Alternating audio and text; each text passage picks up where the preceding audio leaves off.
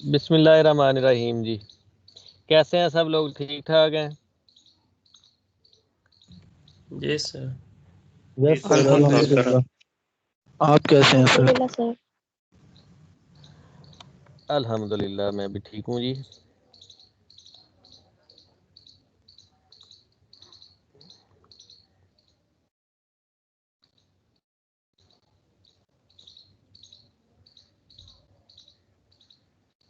Dehydration पढ़ लिया था ना आपने?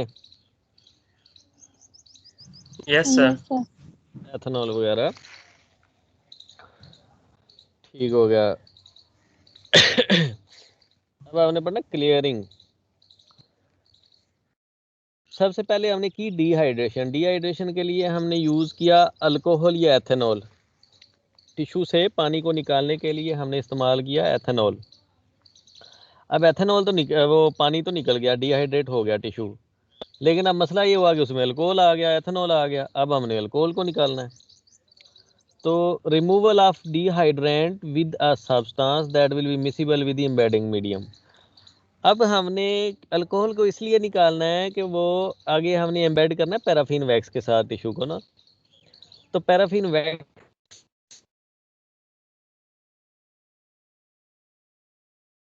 के साथ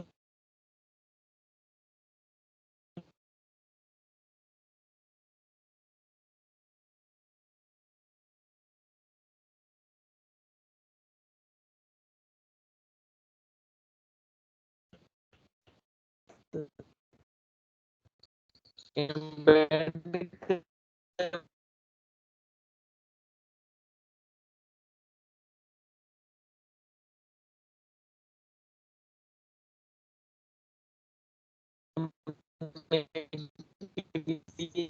हमको ऐसा solution चाहिए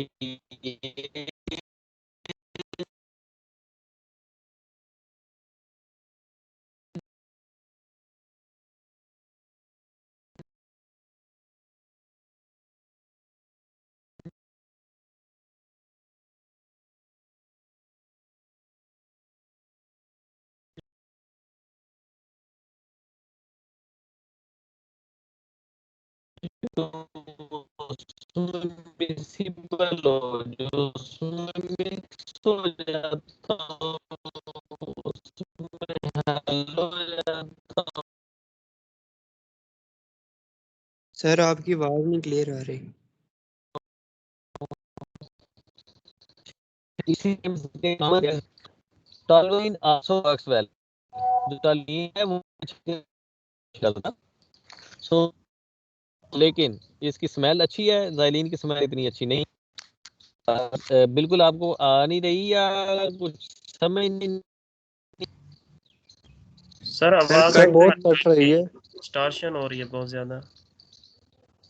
हेलो यस सर, नहीं आ रही, कट कट आ सर रही आवाज। आवाज क्लियर नहीं है आपकी। बेटा, आप लोग आवाज हो ना, शोर फील हो रहा है जी। अच्छा। सर कट रही है बहुत आपकी।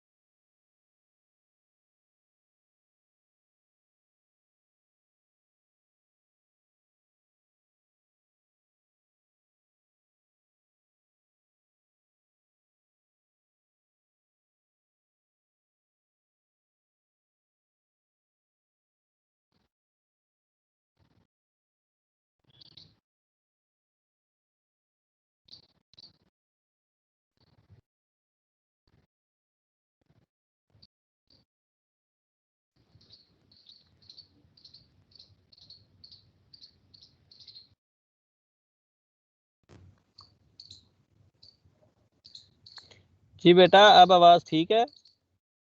जी यस सर सर अब अब ठीक आ रही है सर अब ठीक है। चलें ठीक हो गया। तो हम बात कर रहे थे मिथाइल सैलिसाइलेट की ना, कि इस्तेमाल कम होता है। उसकी वजह ये है कि ये ज़रा कॉस्टली है, लेकिन इसकी स्मेल अच्छी है एज़ कंपेयर टू ज़ाइलिन।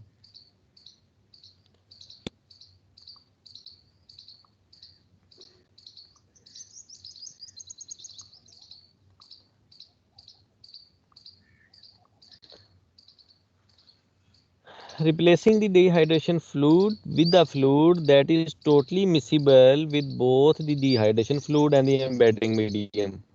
हमने क्लियर करने के लिए रिप्लेस करना है डिहाइड्रेशन वाले फ्लूइड को एक ऐसे फ्लूइड के साथ जो डिहाइड्रेशन वाले फ्लूइड के साथ भी अच्छी तरह मिक्स होता हो और एम्बेडिंग मीडियम के साथ भी होता हो। रीज़न क्या है कि डिहाइड्रेशन वाले फ्लूइड को हमने निकालना है और आगे हमने एम्बेड करना है, तो इसलिए हमें क्लियरिंग वाला एजेंट इस तरह का चाहिए कि जो डिहाइड्रेशन वाले सोल्यूशन के साथ भी अच्छी तरह मिक्स हो जाता हो और एम्बेडिंग वाले के साथ भी अच्छी तरह मिक्स होता हो। चॉइस जो है choice of clearing agent it depends on the following जो है things, the type of tissues to be processed and the type of processing to be undertaken. सबसे पहले तो हमें ये ज़रूरी है कि हम देखें कि कौन सी किस्म का हमने टिश्यू है जो प्रोसेस करना है, ठीक है, और प्रोसेसिंग के आगे टाइप कौन सी हमने लेनी है। आपको ना आगे पढ़ाया जाएगा कि प्रोसेसिंग की भी मुख्तलिफ टाइप्स हैं। जो अभी हम पढ़ रहे हैं ये रूटीन हिस्टोपैथोलॉजी की प्रोसेसिंग है, रूटीन हिस्टोपैथोलॉजी की टिश्यू प्रोसेसिंग है।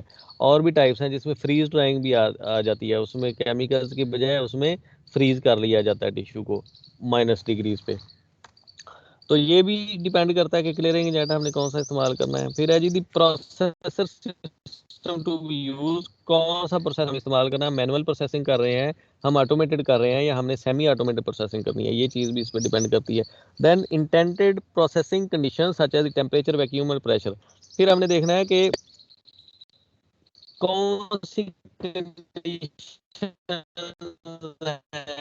जिस पे हम ये काम कर रहे हैं वहाँ पे टेम्परेचर कितना आ रहा है, आते हैं उस कंडीशन बेहतर हो जाती है। मैनुअल होगा तो वैक्यूम नहीं होगा। फिर आपने देखना है कि कौन सा क्लियर एजेंट सेफ ज़्यादा है। फिर देखना है कि कौन सा क्लियरिंग एजेंट कॉस्ट इफेक्टिव है, ज़्यादा महंगा नहीं, कन्वीनियंस है, इजीली मिल जाता है। डिहाइड्रेशन उसमें से कितनी जल्दी निकल सकता है डिहाइड्रेशन वाला एजेंट, और कितनी जल्दी वो वैक्सीन उस वैक्स जो है उसमें ऐड हो सकती है टिश्यू में, और टिश्यू को डैमेज ज़्यादा नहीं करता हो, ऐसा एजेंट हमने इस्तेमाल करना है। तो ये सारी चीज़ें हम देखते हैं while we are choosing any clearing agent. ठीक है जी। क्लियरिंग में जी आगे टाइप्स हैं। क्लोरोफार्म जो है टॉलरेंट है, लेकिन उसमें आगे जो रेजोल्यूशन है, रेजोल्यूशन इंडेक्स, उस पर कुछ ज़्यादा फ़र्क इसका नहीं पड़ता। जो ज़ाइलिन है, बेंजीन है, टॉलुइन है, वो है रैपिड है, लेकिन हमारे लिए जो है थोड़ा सा इंटॉलरेंट भी है, फ्लेमेबल भी है, और इसमें जो एंड पे रिफ्रैक्टिव इंडेक्स है हमारा, उस पर भी कुछ ना कुछ इफेक्ट पड़ता है। आगे कुछ ईस्टर्स आ जाते हैं जैसे एन ब्यूटाइल एसीटेट है, ये ज़ाइलिन का सब्स्टिट्यूट। अगर ज़ाइलिन आपने इस्तेमाल नहीं करना तो आप ये इस्तेमाल कर सकते हैं। फिर एक सिडारवुडाइल होता है, ये भी अच्छी चीज़ है, लेकिन ये एक्सपेंसिव है। सिडारवुडाइल है अच्छा, लेकिन इट इज़ एक्सपेंसिव। ये जी एग्जांपल जो है xylene, toluene, chloroform, benzene, petrol, ये सारी क्लियरिंग एजेंट की हैं एग्जांपल्स। अच्छा जी, इसमें होता क्या है, infiltration. Sir slide when move the कर दें, जी नेक्स्ट स्लाइड कर दें, स्लाइड वही है पहले वाली। नहीं, मैं तो नेक्स्ट कर रहा हूँ, आपको इट मीन्स के नहीं शो हो रही, मैं इसको दोबारा हो से गई है चेंज, हो रही है सर। इनफिल्ट्रेशन पे आ गई है। हाँ, सर तो हो रही है चलो चेंज। स्लो हो रही होगी, चले। When the xylene has completely placed the alcohol in the tissue, the specimen is ready to be infiltrated with paraffin। हमने बात क्या की थी कि पहले डिहाइड्रेशन किया, पानी निकाला है, फिर डिहाइड्रेशन किया है अल्कोहल के साथ, फिर हमने निकाला है अल्कोहल निकाला है, तो उसमें आ गई ज़ाइलिन। जब ज़ाइलिन ने अल्कोहल को टोटली रिप्लेस कर दिया हुआ है टिश्यू से निकाल दिया हुआ है, तो इट मीन्स कि अब ये टिश्यू रेडी है कि इसमें पैराफिन डाल दी जाए, पैराफिन वैक्स वो इसमें इन्फिल्ट्रेट कर जाए। ठीक है जी। It is removed from the xylene, xylene वाले जार से इसको निकाल लिया जाता है and placed in a dish of embedding paraffin. इसको अगर मैनुअली तरीके से हम कर रहे हैं तो टिश्यू को ज़ाइलिन वाले जार से हम निकाल लेंगे और पैराफिन वैक्स वाले जार में रख देंगे। जो पैराफिन वैक्स है उसको हमने 60 डिग्री पे रखना है, 60 to 65। ये उसका मेल्टिंग टेम्परेचर है पैराफिन वैक्स का। वो ज़ाहिर है मोल्टन कंडीशन में होगी तो टिश्यू में इन्फिल्ट्रेट होगी ना, अगर वो सॉलिड है तो इन्फिल्ट्रेट नहीं होगी। तो इस वजह से जो वैक्स वाला जार है या जो वैक्स जिस प्लेट पे पड़ा है जार, उसको हमने हीट करना है 60 डिग्री पे। ठीक है जी। उससे क्या होगा कि जो वैक्स है वो एम्बेड होना शुरू हो जाएगी टिश्यू के अंदर, इन्फिल्ट्रेट होना शुरू हो जाएगी। अब आगे पैराफिन वैक्स की भी टाइप्स आती हैं। वैक्स का हम कौन सी इस्तेमाल कर रहे हैं, बहरहाल जो कॉमन यूज़ है वो पैराफिन वैक्स है। तो इसी जो भी टाइप हम यूज़ कर रहे होंगे उस पर डिपेंड करता है कि हमने एग्जैक्ट टेम्परेचर क्या रखना है, 60 रखना है, 65 रखना है, कितना रखना है। During the course of several hours the specimen is changed to 2 or 3 successive dishes of paraffin so that the xylene in tissue is replaced by paraffin. अब इसका मतलब ये है कि काफ़ी सारे घंटे के लिए हम पैराफिन को 2 या 3 मुख्तलिफ जार्स में रखते हैं। मतलब एक जार है पैराफिन का, फिर दूसरा जार है, फिर तीसरा जार है। पहले हम रखते हैं एक जार में, जार नंबर 1 में, उसमें कुछ वैक्स इन्फिल्ट्रेट हो जाएगी, ज़ाइलिन निकल जाएगी। फिर दूसरे जार में रखेंगे, उसमें पैराफिन वैक्स मज़ीद इन्फिल्ट्रेट होगी, और जो तीसरे जार में रखेंगे वो बिल्कुल क्लियर वैक्स है क्योंकि ज़ाइलिन पीछे निकल गई हुई है, तो उसमें से अच्छी तरह टिश्यू में पेनिट्रेट हो जाएगी। तो हम 2 या 3 जार रख लेते हैं पैराफिन वैक्स के, जिसमें बारी बारी टिश्यू को हम घंटे घंटे बाद या जो भी टाइम हो उसके बाद डालते हैं। पैराफिन वैक्स में जो रखते हैं और जो पैराफिन वैक्स टिश्यू के अंदर इन्फिल्ट्रेट करती है, इसको हम कहते हैं embedding. Finally the tissue is infiltrated with the embedding agent, almost always paraffin. तो क्या होता है आखिरकार कि जो टिश्यू है उसको एम्बेड कर दिया जाता है वैक्स के साथ, जो कि आमतौर पे पैराफिन वैक्स है। Paraffin can be purchased that differ in melting point for various hardness, depending upon the way the histotechnologist likes them and upon the climate। कि पैराफिन वैक्स आप खरीद सकते हैं उनकी मेल्टिंग पॉइंट के हिसाब से कि किस जगह पे आपने इस्तेमाल करना है, और हिस्टोपैथोलॉजिस्ट जो है, हिस्टोटेक्नोलॉजी, उसकी मर्जी भी होती है कि वो कहता है कि ये वाली वैक्स ज़रा क्लियर रिजल्ट देती है, ये वाली वैक्स से स्टेनिंग अच्छी आती है, ये वाली वैक्स जो है जल्दी एम्बेड करती है, ये वाली वैक्स को कम टेम्परेचर चाहिए। तो ये सारी चीज़ें आप देख के कोई भी यूज़ कर सकते हैं, लेकिन आमतौर पे जो इस्तेमाल होती है वो पैराफिन वैक्स है। जो वैक्स की हार्डनेस है, it depends upon the molecular weight of the components and ambient temperature. कि वैक्स किस चीज़ की बनी हुई है और इन्वायरमेंट का टेम्परेचर क्या है, इस पे उसकी हार्डनेस डिपेंड करती है। मतलब क्या हुआ कि अगर बाहर टेम्परेचर कम होगा, 5 डिग्री होगा, 10 डिग्री होगा, ठंड होगी, तो ये वैक्स हार्ड हो जाएगी।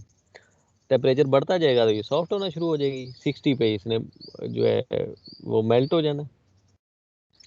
High molecular weight mixtures melt at high temperature. ये तो कॉमन सेंस की बात है कि जितना मालिकुलर वेट उसका ज़्यादा होगा उतना ही उसको टेम्परेचर ज़्यादा चाहिए होगा for melting. Paraffin wax is traditionally marketed bye it's melting point which ranges from 39 to 68। आमतौर पे जो पैराफिन वैक्स का है उसकी मेल्टिंग टेम्परेचर 40 कह लें या उससे 68 तक रेंज करता है। तो आमतौर पे जो हम स्टोव में यूज़ करते हैं वैक्स, उसको 60 डिग्री पे रखते हैं। आपको समझ आ रही है या मेरी स्पीड ज़्यादा तो नहीं? जी सर समझ आ रही है। सर आ रही है, स्मूथ बोल रहे हैं आप, सर, ठीक है आ रही है। ठीक है। अभी तक बेटा हमने पढ़ा, सबसे पहले पढ़ा फिक्सेशन। फिक्सेशन में हमने फॉर्मलिन या फॉर्मेल्डिहाइड इस्तेमाल की और टिश्यू को फिक्स किया। फिर हमने पढ़ा डिहाइड्रेशन। डिहाइड्रेशन में हमने फॉर्मलिन और वाटर को निकाला अल्कोहल के साथ। फिर हमने पढ़ा क्लियरिंग। क्लियरिंग में हमने अल्कोहल को रिप्लेस किया ज़ाइलिन के साथ। फिर हमने पढ़ा एम्बेडिंग। एम्बेडिंग में हमने वैक्स डाल दी, ज़ाइलिन रिप्लेस होगी और वैक्स आ गई, वैक्स में टिश्यू हो गया एम्बेड। ये अभी तक हमने स्टेप्स पढ़े हैं। अब है जी हिस्ट्री किस किस ईयर में या जो है किस दिन हम कह सकते हैं कि कौन सा मटेरियल डिस्कवर हुआ या इस्तेमाल किया गया। 1802 में आइस जेलेटिन सबसे पहले इस्तेमाल की। फिर 70 आफ्टर 70 प्लस ईयर्स 1879 में नाइट्रोसेलुलोज इस्तेमाल की गई। फिर 2 साल बाद पैराफिन वैक्स इस्तेमाल की गई। और फिर एक और एजेंट जो है इस्तेमाल किया 1950 में एक्रिलिक्स थे, ठीक है। लेकिन जो पैराफिन वैक्स है स्टिल जो है वो यूज हो रही है 1881 से अब तक। अब है जी एम्बेडिंग की टाइप्स, कौन कौन सी एम्बेडिंग किस किस तरह होती है। इसमें है जी पैराफिन वैक्स एम्बेडिंग, दूसरी है वाटर सॉल्युबल वैक्स एम्बेडिंग, कुछ ऐसी वैक्सेस भी होती हैं जो वाटर सॉल्युबल है। फिर है जी celloidin embedding, double embedding, gelatin embedding और ईस्टर वैक्स एम्बेडिंग, ये सारी टाइप्स हैं एम्बेडिंग की। ये को बता सकता है क्या है?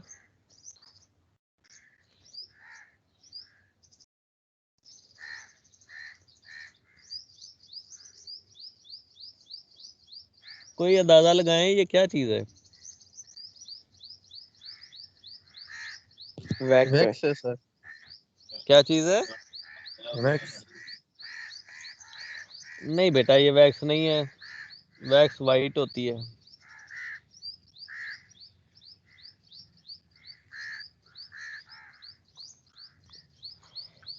ये मेटल ब्लॉक्स हैं, मेटल के ब्लॉक हैं ये एल शेप मेटल के ब्लॉक हैं। एक इस तरह से रखते हैं, दूसरा इस तरह से रखते हैं, दरमियान में यहाँ पे टिश्यू रख के ऊपर वैक्स डाल देते हैं, तो ये एक ब्लॉक बन जाता है टिश्यू का, ठीक है। ये मोल्ड है, मोल्ड टिश्यू का ब्लॉक बनाने के लिए। इसके अंदर यहाँ पे टिश्यू रखते हैं और फिर इसको भर देते हैं वैक्स के साथ।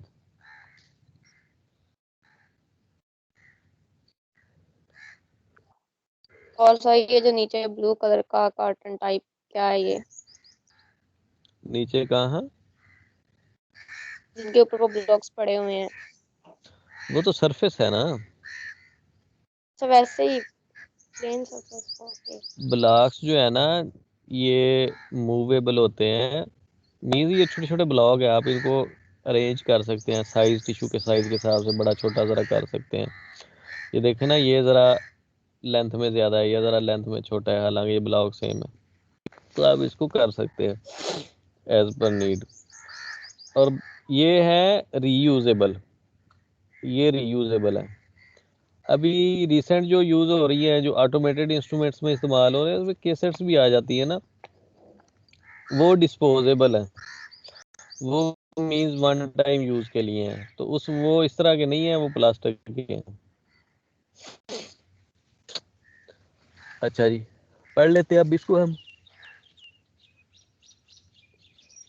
There are 4 main mould systems which are associated with embedding.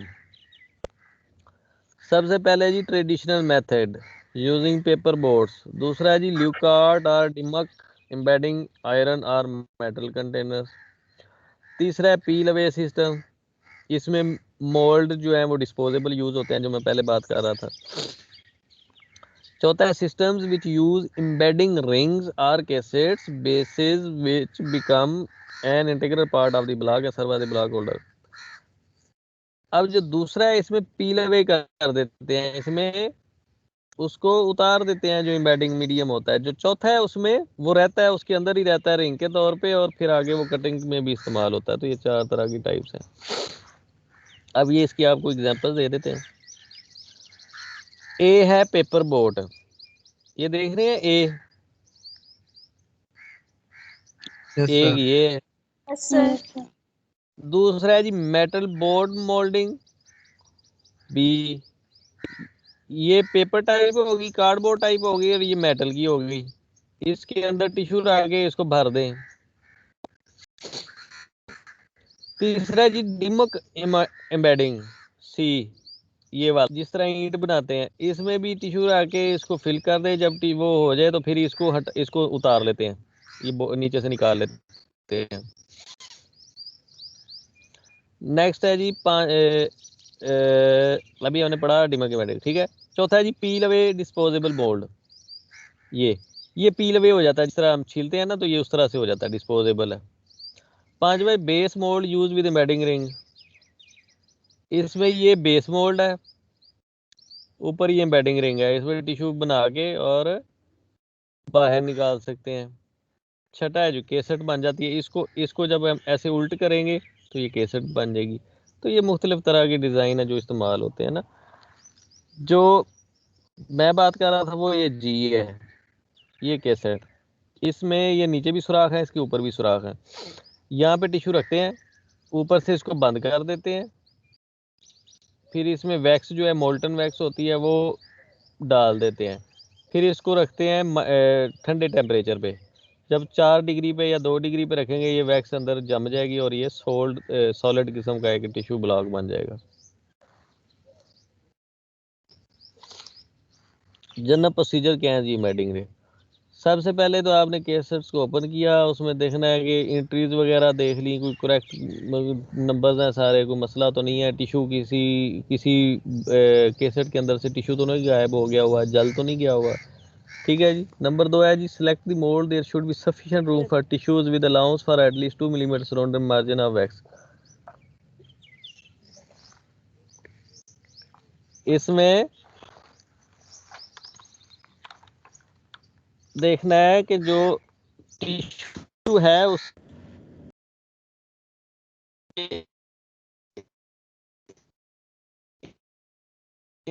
इर्द गिर्द फिर इसको फिल कर देना वैक्स के साथ। जब फिल कर रहे हैं तो वैक्स होगी मोल्टन, 60 डिग्री पे होगी, गर्म होगी। तो आपने ये सारी जो मैन्यूवर करना है ये फोरसेप्स के साथ करना है ताकि आपका हाथ ना जले, और दूसरा ये जल्दी जल्दी हो जाए। करेक्ट ओरिएंटेशन, टिश्यू को प्रॉपर ओरिएंट करना है उसके अंदर। जो स्किन है उसको खड़ी पोजीशन में हम रखते हैं ना, तो इनकरेक्ट प्लेसमेंट ऑफ टिश्यू में result in diagnostically important tissue elements being missed और डैमेज, ठीक है जी। उसको प्रॉपरली प्लेस करना है ये आपने सारा कुछ करना है फोरसेप्स के साथ। फिर है इंसर्ट द आइडेंटिफाइंग लेबल और place the labelled embedding ring और cassette based on to the mould. जो लेबल था, जो टिश्यू हमने निकाला था, तो उस पर लेबलिंग की हुई थी ना हमने, कच्ची पेंसिल के साथ या लेड पेंसिल जिसको कहते हैं, ठीक है। वो आपने केसेट पे भी लेबल करना है ताकि मिक्स ना हो जाए। फिर आपने ब्लॉक को रख देना कोल्ड प्लेट पे। कोल्ड प्लेट के पे ब्लॉक हो जाएगा ठंडा, ठंडा होगा तो वैक्स सॉलिडिफाई हो जाएगी। फिर ब्लॉक को रिमूव कर लेना, निकाल लेना है और चेक कर लेना है कि लेबलिंग शेबलिंग ये वो सब ठीक है। ये देखें जी, ये हॉट प्लेट, यहाँ पे इन्होंने रखा ब्लॉक, ब्लॉक के ऊपर ये टिश्यू और केसट रखी, यहाँ से नोजल है, यहाँ से जो है वैक्स इसके अंदर चली जाएगी। जब इसके अंदर चली जाएगी, ये भी फोरसेप्स साथ पड़ा है टिश्यू को सेट करने के लिए। जब ये यहाँ पे सेट हो जाएगा, फिर इसको आप ये देखें, ये साथ पड़े हुए ये कोल्ड प्लेट है, यहाँ पे रखेंगे तो टिश्यू ठंडा हो जाएगा। ये हॉट प्लेट है, ये कोल्ड प्लेट है, ये ऑटोमेटिक टिश्यू में बेटर है। ये देखें, ये ब्लॉक है, ब्लॉक के अंदर टिश्यू रखा, यहाँ से ऊपर से वैक्स आएगी, वैक्स रख के तो जब इसको ब्लॉक को आप कोल्ड प्लेट पे रख देंगे वो जम जाएगा, सॉलिडिफाई हो जाएगा। यहाँ तक समझ आ गई है? Yes sir. Yes sir. Yes sir. अब हमने टिश्यू को आगे सेक्शनिंग करनी है, काटना है। फिर क्या करना है जी, turn on the water bath and check that the temperature is 35 to 37। Water bath हमने ऑन कर लेना और देखना जी कि टेम्परेचर उसका 37 हो जाए। फिर है जी उसमें कोशिश करनी है कि डीआयोनाइज वाटर आप डालें। उसकी वजह यह है कि आगे आपने क्योंकि स्टेनिंग करनी है तो अच्छा रिजल्ट आपको मिलेगा। जो ब्लॉक आपने सेक्शन करने हैं, काटने हैं, are placed face down on the ice block. Ice block पे या कोल्ड प्लेट पे आप ब्लॉक को रखते हैं, ब्लॉक नीचे से तो मेटल है ना, ऊपर है एक्चुअली उसके अंदर टिश्यू है और वैक्स है, उसको उल्ट करके रख देते हैं ताकि वो अच्छी तरह से जम जाए 10 मिनट के लिए। माइक्रोटोन पे ब्लेड डालना है आपने, ब्लेड डालने के बाद insert the block into the microtome. Chuck microtome के अंदर एक प्लेस बनी होती है जहाँ पे आपने ये ब्लॉक डाल देना है और जो वैक्स है उसकी ब्लेड की तरफ मूव हो जाएगा। और फिर आपने 4 से 10 माइक्रोमीटर की जो भी मेजरमेंट अपने रखनी है कि इतने सेक्शन थिक काटना है वो रख के और उसको आपने काटना शुरू कर देना है। जो ब्लेड है वो एंगल आपका 4 to 6 डिग्री एंगल पे होना चाहिए। 40 to 60 है, सॉरी ये गलत लिखा गया है। अच्छा जी, face the block by cutting it down to the desired tissue plane and discard the paraffin ribbon. आप काटते जाएंगे ना तो पैराफिन का एक रिबन बनता जाएगा। पहले कुछ पार्ट जो है आपने ट्रिम करना है वो बेशक डिस्कार्ड कर दें और उसके बाद आपने लेके अगर अच्छा रिबन आपको नज़र आ गया कि ये रिबन अच्छा कट गया है उसको आपने फोरसेप्स के साथ लेना है या पेंट ब्रश के साथ लेना है और उसको आपने जो वाटर बाथ हीट किया था 37 पे उस पर रख देना है। 37 हमने इसलिए रखा है कि टिश्यू की जो वैक्स थी वो स्ट्रेटन हो जाए लेकिन मोल्ट ना हो, पिघले ना, लेकिन सीधी हो जाए। तो सेक्शन को जब उसके अंदर फ्लोट करेंगे तो वो रिबन बिल्कुल सीधा हो जाएगा और रिबन जब सीधा हो जाएगा तो उसको आपने नीचे से उसकी स्लाइड डाल के और उसको ऊपर उठा लेना है। उसको उठा के स्लाइड के ऊपर वो अटैच हो जाएगा टिश्यू। समझ जाइए, पानी में फ्लोट कर रहा होगा ना रिबन टिश्यू के साथ, तो उसके नीचे से स्लाइड आपने लेके आनी है और टिश्यू को ऊपर स्लाइड के उठा लेना है, वो स्लाइड के साथ लग जाएगा। अब स्लाइड को आपने रख देना है 65 डिग्री वाली हॉट प्लेट पे 20 मिनट के लिए। उससे ये हो जाएगा कि टिश्यू फिक्स भी हो जाएगा स्लाइड के ऊपर और जो वैक्स थी वो भी मेल्ट हो जाएगी। ये है जी माइक्रोटोम का फ्रंट पार्ट। ये देखें, ये ब्लॉक टिश्यू जो है ये इसमें फिक्स हुआ ये ऊपर नीचे ऐसे ऐसे मूव करता है और यहाँ पे ब्लेड लगा होता है। तो जब ये मूव करता है तो ब्लेड के अगेंस्ट घूमता है तो ब्लेड इसको काट देता है। माइक्रोटोम होता क्या है? Microtome is a mechanical instrument used to cut biological specimens into very thin segments of microscopic examination. Microtome वो इंस्ट्रूमेंट है जो बारीक सेक्शन काटने के लिए इस्तेमाल होता है, इतने बारीक कि हम उनको माइक्रोस्कोप के जरिए देख सके। मोस्ट माइक्रोटोम यूज ए स्टील ब्लेड। आमतौर पे जो माइक्रोटोम है स्टील ब्लेड इस्तेमाल करते हैं, लेकिन ग्लास ब्लेड भी होते हैं कुछ माइक्रोटोम के, इवन डायमंड ब्लेड भी हो सकते हैं ना। And are use to prepare sections of animal plant tissue for histology. ठीक है जी, माइक्रोटोम आमतौर पे स्टील ब्लेड इस्तेमाल करता है। अब आगे माइक्रोटोम की नाइव्स हैं। अच्छा जी, नाइव्स हैं जी कई तरह के, डायमंड नाइव्स भी हैं, स्टील नाइव्स भी हैं, नॉन क्रोजिव नाइव्स हैं जिनको जो है जंग नहीं लगता, डिस्पोजेबल ब्लेड्स भी आते हैं, ग्लास नाइव्स भी आते हैं। ये बहुत सारी किस्म की इसकी टाइप्स हैं। ये जी वाटर बाथ है, इसमें हमने पानी रखा था और 37 पे इसको चलाया था कि ये फ्लोटिंग वाटर बाथ। अब ये देखिए इस तरह से ये स्पेसिमन रिबन समेत ऊपर आ जाएगा स्लाइड के, जिसको हमने आगे हीट करना है।